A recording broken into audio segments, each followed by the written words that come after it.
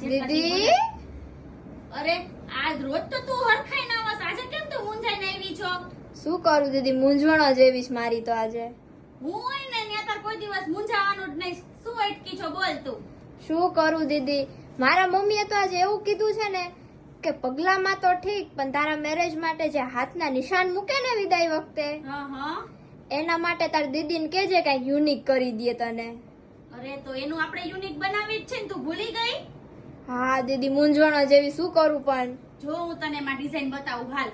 હા જો આ બધી છે ને આપણે થાપા પ્લેટર બનાવી છે, અને બધી ડિફરન્ટ શેપમાં. તાર મમ્મીને કહે છે ગ્રીસમાં દીદી હોય ને ત્યાં એવું કઈ મૂંઝવાનું હોતું જ નથી. જો આ રાઉન્ડમાં બનાવી છે આખે આખી, અને ઈ એ લીપણમાં હો, આખું લીપણ વર્ક છે. અને અહીંયા છે ને વચ્ચે જો આમ થાપા કર નાખજે તું.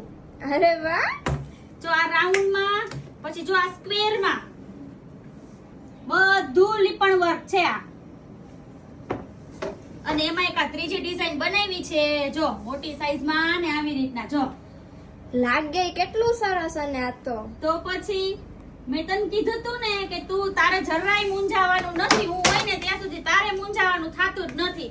જો આ બધી આપણે થાપા પ્લેટર બનાવી છે. દીકરીના વિદાય વખતે જે થાપા લે ને, આ ઈ થાપા પ્લેટર છે. થેન્ક યુ હો દીદી, તમે તો મૂંઝવણ જ દૂર કરી દીધી મારી. તો પછી